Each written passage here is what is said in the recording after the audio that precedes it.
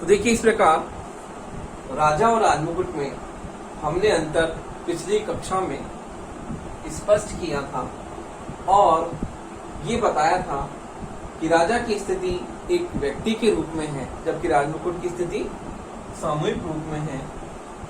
राजा जो है वह अस्थायी है क्योंकि उसका नाश होता है, नाशवान है वो व्यक्ति होने के कारण। लेकिन राजमुकुट क्या है? स्थायी है क्योंकि राजमुकुट एक प्रतीक है सत्ता का, इसलिए वो क्या है? स्थायी है। अगला अंतर देखते हैं हम।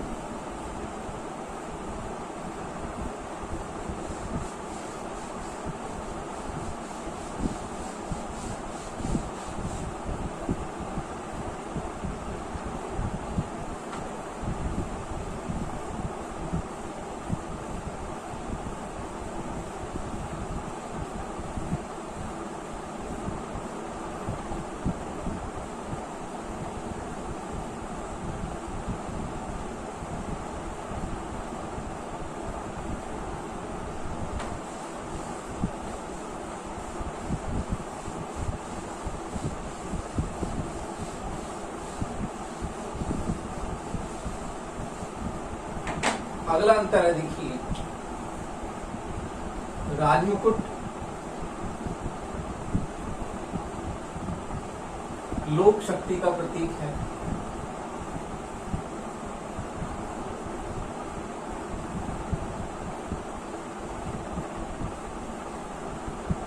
जबकि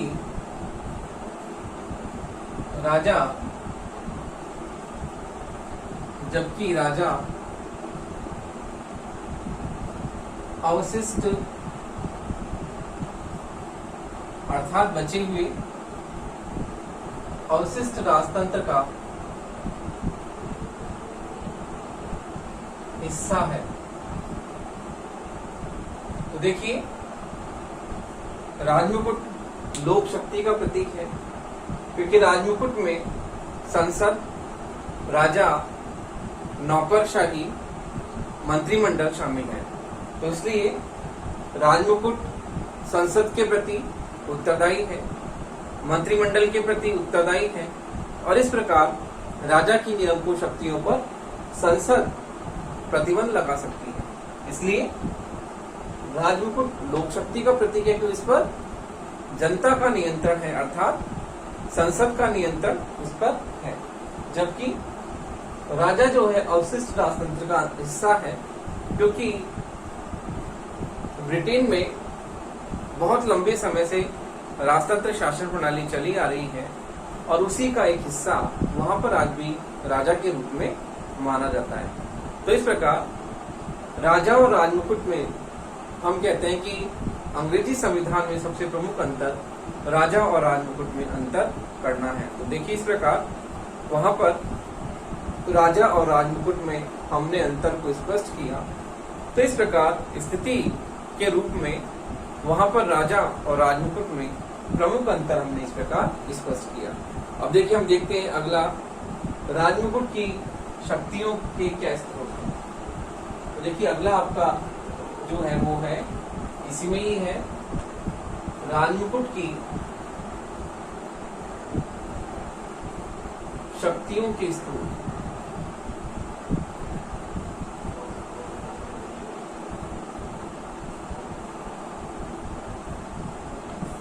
देखिए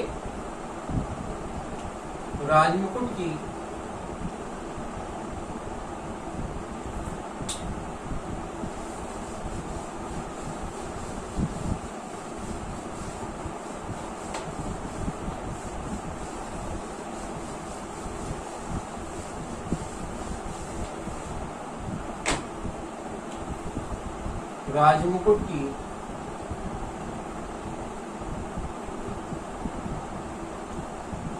शक्तियों के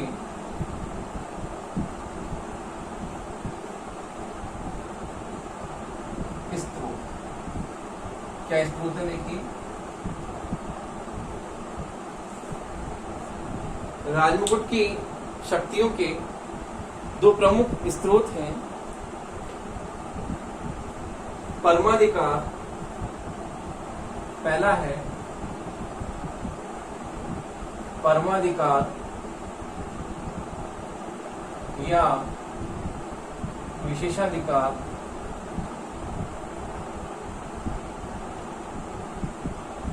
और दूसरा है संसदीय कानून।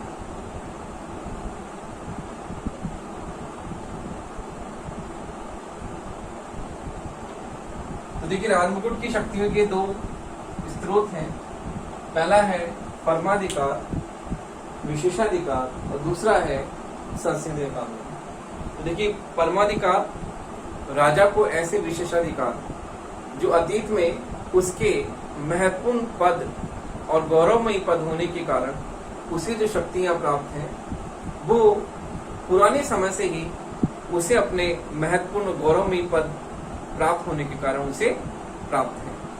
तो इसे हम राजा के विशेषाधिकार कहते हैं कि उसके विशेषाधिकार है जो उसे प्राचीन समय से अर्थात पुरातन समय से उसे कुछ विशेष शक्तियां प्राप्त हैं जो उसके पास में निहित है। इसे हम क्या कहते हैं? परमाधिकार और विशेषाधिकार, जो उसे राजमुकुट की शक्तियां राजा को अपने पद से मिली हैं और आज भी संसद उन पर किसी तरह का कोई नियंत्रण नहीं लगा सकती है। इसे हम कहते हैं परमाधिकार और विशेषाधिकार, जिन पर संसद किसी भी तरह का नियंत्रण स्थापित नहीं कर सकती है। देखिए इसमें राजा जो है वह मंत्रियों को नियुक्त करने की शक्ति आती है, प्रधानमंत्री को नियुक्त करता है और उसकी सिफारिश पर वह अन्य मंत्रियों को नियुक्त करता है। उसी प्रकार से जो राजा जो है वह न्यायाधीशों को नियुक्त करता है, चर्च के उच्च पदों पर नियुक्त करता है, सैनिक नियुक्तियां करता है। इसी प्रकार से सैनिकों को अर्थात सैनिक नहीं, जो जेल में बंद अपराधी हैं उनकी सजा को कम कर सकता है या पूरी तरह से उनकी सजा को राजा माफ कर सकता है। इसी प्रकार से संसद के सत्र को आमंत्रित करना, लोक सदन को भंग करना, लॉर्ड सभा में पीएरों की नियुक्ति करना और इस प्रकार से राजा जो है वह युद्ध की घोषणा भी कर सकता है और इसी प्रकार से संधियों का अनुसमर्थन भी करना उसके विशेषाधिकार है, जो उसे अपने महत्वपूर्ण और गौरवमयी पद प्राप्त होने के कारण उसे वैसे ही अपने प्राचीन समय से उसे प्राप्त है। और दूसरा है शक्तियों का स्रोत संसदीय कानून, अर्थात संसदीय कानून एक अन्य स्रोत है जिसमें राजमुकुट की शक्तियां और स्थिति स्पष्ट और सुनिश्चित है, जिसमें संसद क्या कर सकती है? उसकी शक्तियों को नियंत्रित कर सकती है। तो इस प्रकार से संसदीय कानून राजमुकुट की शक्तियों को नियंत्रित कर सकता है, लेकिन फिर भी आज राज्य का स्वरूप लोक कल्याणकारी है और लोक कल्याणकारी होने के कारण संसद उसके लोक कल्याण के कार्य क्षेत्र में जो उसकी व्यापकता है उसके कारण उसके कार्यों को वह इस तरह से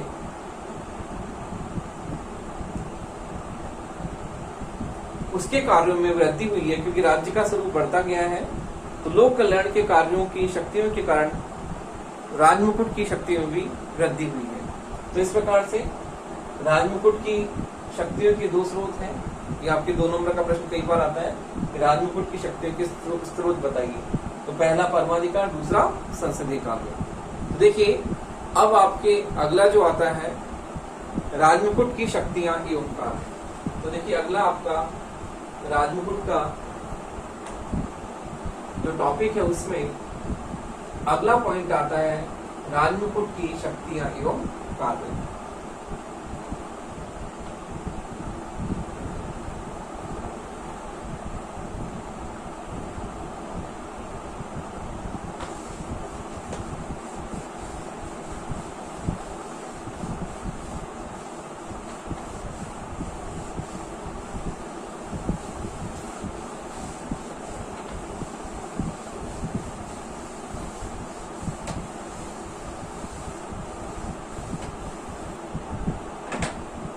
देखिए राजमुकुट की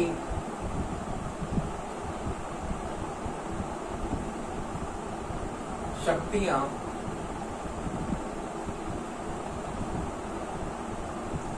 एवं कार्य।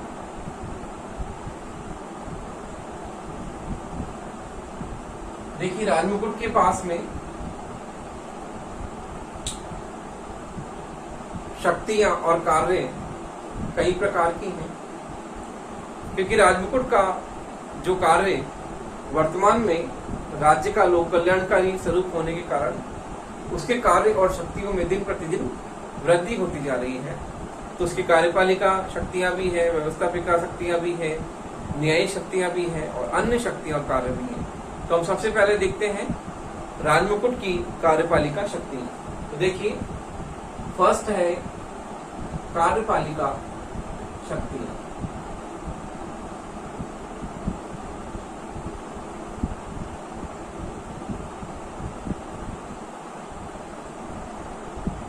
देखिए कार्यपालिका शक्तियों में पहली शक्ति है आंतरिक प्रशासन संबंधी शक्तियां। इसमें है आंतरिक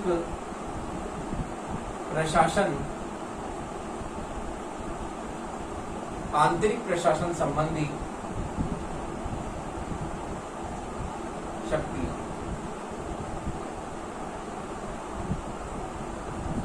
देखिए कार्यपालिका शक्तियां राजमुकुट की सबसे महत्वपूर्ण शक्तियां हैं, जिसमें आंतरिक प्रशासन संबंधी शक्तियों में वह प्रशासन के समस्त विभागों की नियुक्तियां करना आता है। इसमें प्रशासन के समस्त विभागों में नियुक्ति अपॉइंटमेंट्स करना, किस प्रकार से वह नियुक्तियां करता है। देखिए इसमें शामिल है आंतरिक प्रशासन में प्रशासन के समस्त विभागों में नियुक्ति करना और अधिकारी और कर्मचारियों को वह अपदस्थ भी कर सकता है यदि वो जन कल्याण के कार्य नहीं करते, नियमों के अनुसार कार्य नहीं करते और जनता के प्रति उत्तरदायी नहीं होते। तो ऐसे अधिकारी और कर्मचारियों को राजमुकुट क्या कर सकता है, नियुक्त करने की शक्ति भी रखता है। उसके साथ साथ उन्हें अपने पद से अपदस्थ भी कर सकता है, हटा भी सकता है। तो ये उसकी महत्वपूर्ण शक्तियां हैं। अगला है प्रधानमंत्री एवं मंत्रिमंडल की नियुक्ति। प्रधानमंत्री एवं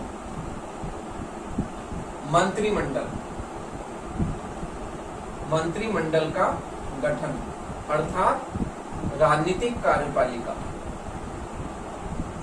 मंत्रिमंडल का गठन। तो ये है राजनीतिक कार्यपालिका।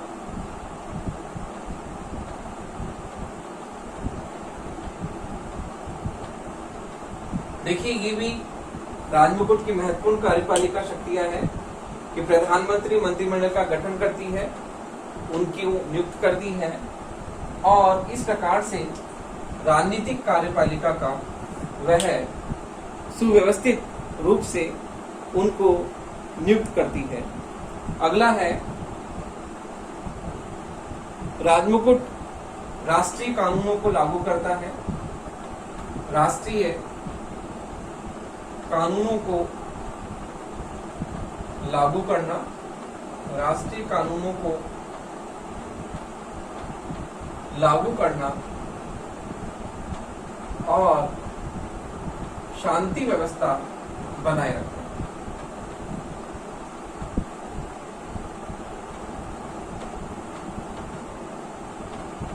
शांति व्यवस्था बनाए रखना, ये भी इसकी महत्वपूर्ण कार्यपालिका शक्तियां हैं। राष्ट्रीय कानूनों को लागू करना और शांति व्यवस्था को लागू करना। अगला है राजमुकुट जो होता है, राजमुकुट तीनों सेनाओं का सर्वोच्च कमांडर होता है। तीनों सेनाओं का सर्वोच्च कमांडर अर्थात सेनापति होता है। ये भी उसकी महत्वपूर्ण कार्यपालिका शक्तियां हैं कि तीनों सेनाएं अर्थात जल, थल, नभ, इन तीनों सेनाओं का सर्वोच्च सेनापति कौन होता है? राजमुकुट होता है। तो ये भी उसकी क्या है? महत्वपूर्ण शक्ति है। अगला है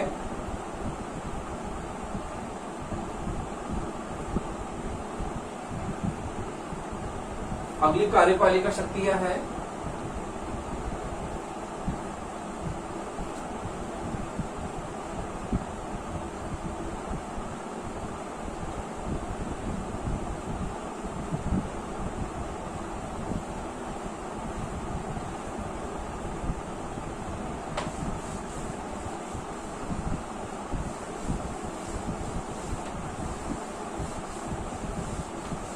अगली शक्ति है वित्त संबंधी अर्थात बजट संबंधी शक्तियां, अर्थात बजट संबंधी शक्तियां। देखिए कार्यपालिका का महत्वपूर्ण कार्य क्या है? बजटिंग करना, अर्थात जो भी प्रशासन के जितने भी विभाग हैं उन संपूर्ण विभागों की बजटिंग का कार्य करना, अर्थात किस प्रशासन के कौन से घटक को कितना बजट दिया जाएगा, किस प्रकार से दिया जाएगा, कर्मचारियों की सैलरी, नियोजन, आर्थिक नियोजन, ये सब कार्य किसका है? कार्यपालिका का है। तो कार्यपालिका का वित्त संबंधी कार्य अर्थात बजटिंग का महत्वपूर्ण कारण है। वित्त, फाइनेंस को प्रोवाइड कराना, कौन कौन से जो भी कार्मिक प्रशासन, जैसे लोक प्रशासन में हम देखते हैं कार्मिक प्रशासन, तो कार्मिक प्रशासन में महत्वपूर्ण कार्य कार्यपालिका का होता है बजटिंग का कार्य, अर्थात किस विभाग को कितना बजट दिया जाएगा, ये भी कार्यपालिका का महत्वपूर्ण कार्य है कि किस विभाग को कितना बजट देना। अगला है स्थानीय सरकारों पर नियंत्रण रखना, स्थानीय सरकारों पर नियंत्रण रखना, और नियंत्रण के साथ ही देखिए, नियंत्रण के साथ ही अगला है अपराधियों को क्षमादान देना, अपराधियों को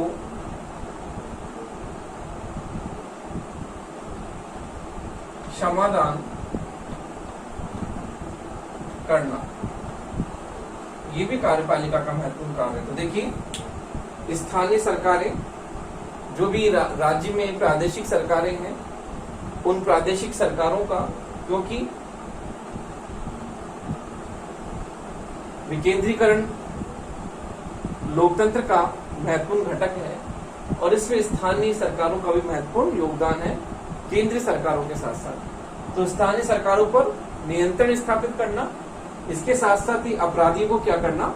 क्षमादान करना। तो देखिए ये जो है राजमुकुट की कार्यपालिका शक्तियां हमने देखी। फिर इसके बाद में अगली जो कार्यपालिका शक्तियां जो आती हैं वो है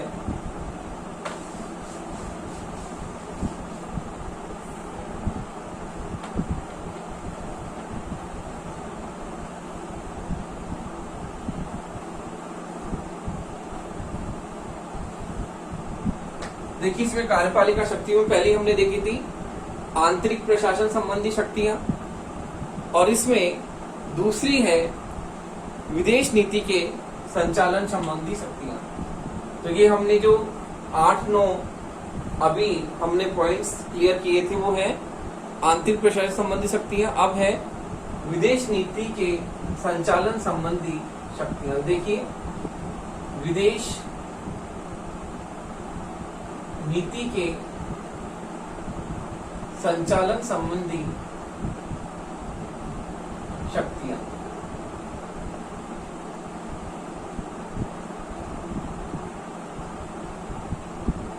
विदेश नीति के संचालन संबंधी शक्तियां, अर्थात विदेश नीति जो महत्वपूर्ण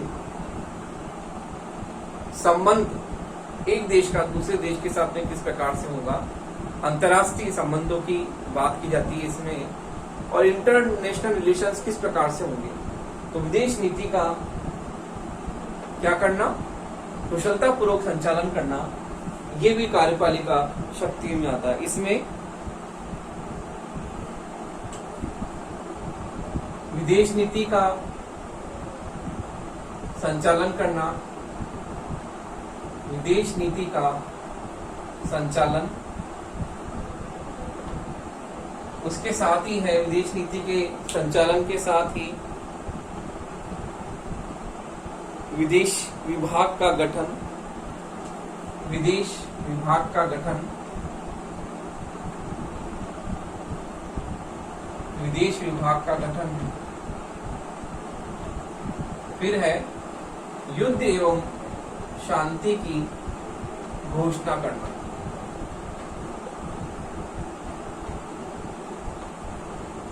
तो देखिए कार्यपालिका शक्तियों में हमने पहला पॉइंट पढ़ा था आंतरिक प्रशासन संबंधी शक्तियां, दूसरा हमने पढ़ा विदेश नीति के संचालन संबंधी शक्तियां। अब अगला है राष्ट्रमंडल संबंधी शक्तियां।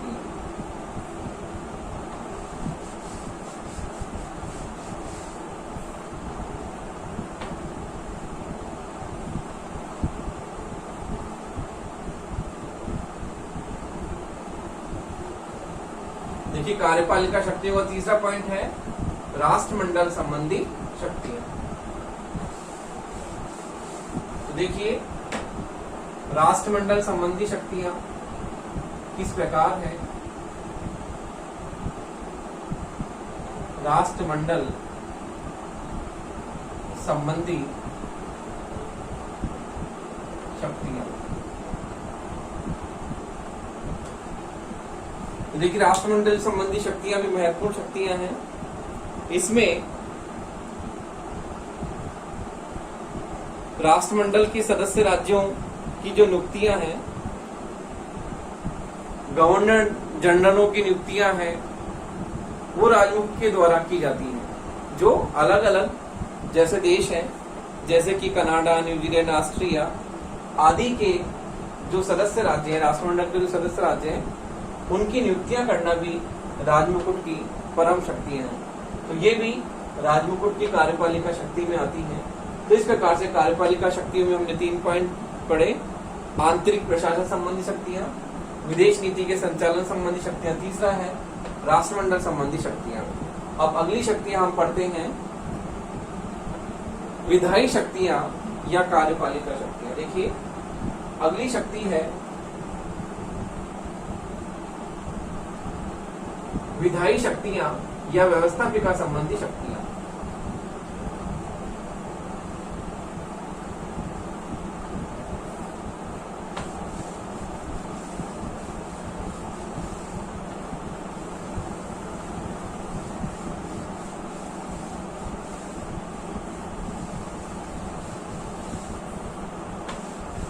तो देखिए अगली शक्ति है विधायी शक्तियां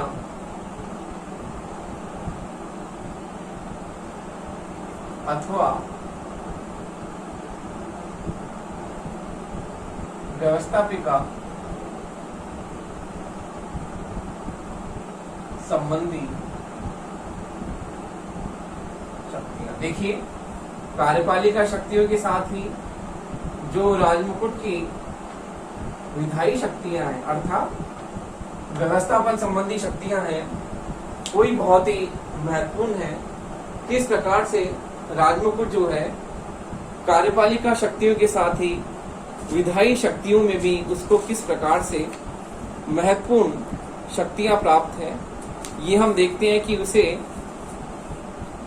विधायी क्षेत्र में भी कुछ महत्वपूर्ण शक्तियां प्राप्त हैं। जैसे कि विधायी क्षेत्र में संसद के गठन संबंधी शक्तियां, संसद के गठन संबंधी शक्तियां, अर्थात संसद का जो सत्र है उस सत्रों को राजमुकुट क्या करता है, बुलाता है, और उसके साथ ही वह क्या करता है, लोक सदन को भंग करना, संसद के दोनों सदनों का अधिवेशन बुलाना, उनको भंग करना, ये सारी शक्तियां जो है वह राजमुकुट के पास में होती हैं कि राजमुकुट किस प्रकार से संसद के दोनों सदनों का सत्र आहूत करता है, बुलाता है, और किस प्रकार से उनके सदनों को स्थगित करने की शक्ति भी उसके पास में है। इस प्रकार से संसद के सत्र का, आम चुनाव के बाद में जब संसद का सत्र होता है, उस संसद के सत्र को अपने भाषण द्वारा उसका उद्घाटन करना, आम चुनाव के बाद में जब संसद का पहला सत्र होता है, उस पहले सत्र को जो राजमुकुट होता है, वो राजमुकुट क्या करता है, अपने अभिभाषण द्वारा उस सत्र का उद्घाटन करता है। तो इस प्रकार से संसद के गठन संबंधी शक्तियां उसके पास में है, और लॉर्ड सभा में ने पीयर को नियुक्त करना। फिर है कानून निर्माण संबंधी शक्तियां, कानून निर्माण संबंधी शक्तियां, ये भी राजमुकुट की महत्वपूर्ण शक्तियां हैं। किस प्रकार से वह कानून निर्माण में अपनी महत्वपूर्ण भूमिका अदा करता है कि कानूनों का निर्माण किस प्रकार से हो, और कानून जो है, कोई भी विधेयक जब तक उसको राजमुकुट की स्वीकृति नहीं मिलती है, तब तक वह विधेयक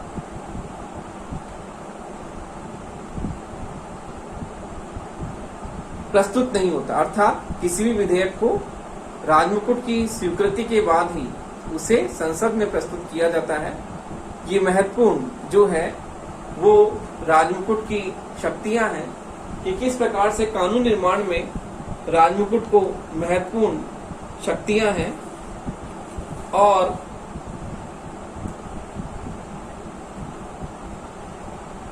वित्त विधेयक के संबंध में उसे महत्वपूर्ण अधिकार है। वित्त विधेयक उसकी स्वीकृति से रखे जाते हैं, गैर वित्तीय विधेयक रखे जा सकते हैं। तो वित्त विधेयक में राजमुकुट को महत्वपूर्ण शक्ति प्राप्त है। वित्त विधेयक जो है वह उसकी स्वीकृति के बाद ही उसे संसद में प्रस्तुत किया जाता है। और आज जो है आधुनिक समय में जहां लोक कल्याणकारी राज्य के कारण राज्य के कार्यों में दिन प्रतिदिन वृद्धि होती जा रही है, तो इस वृद्धि के कारण राजमुकुट की शक्तियों में भी दिन प्रतिदिन वृद्धि होती जा रही है। देखिए अगली शक्ति हम देखते हैं न्यायिक शक्तियां। देखिए अगली शक्ति है राजमुकुट की न्यायिक शक्तियां।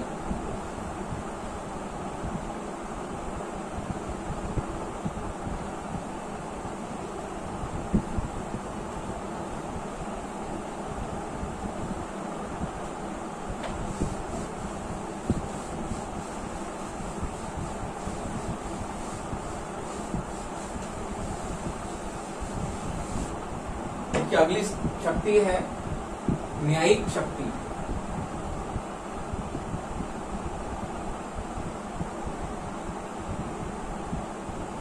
राजमुकुट को कार्यपालिका और व्यवस्थापिका शक्तियों में जिस प्रकार से महत्वपूर्ण अधिकार प्राप्त हैं, उसी प्रकार से न्यायिक क्षेत्र में भी उसे महत्वपूर्ण अधिकार प्राप्त हैं। तो देखिए न्याय का स्रोत है, न्यायिक शक्तियों में पहला पॉइंट है वह न्याय का स्रोत है, क्योंकि राजा का आदेश जो होता है वो प्रजा के लिए कानून की तरह होता है, इसलिए राजमुकुट न्याय का स्रोत है। न्यायाधीशों की नियुक्ति व पद नियुक्ति, न्यायाधीशों की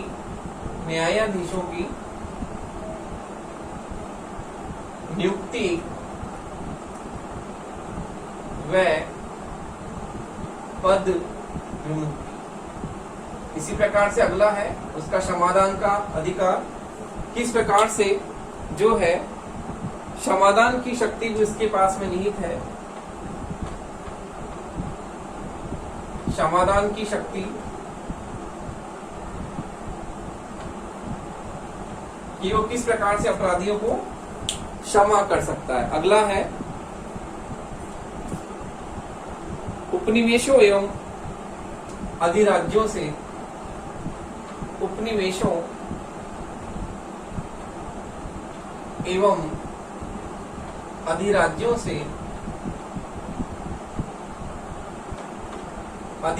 से संबंधित शक्तियां। तो देखिए, ब्रिटिश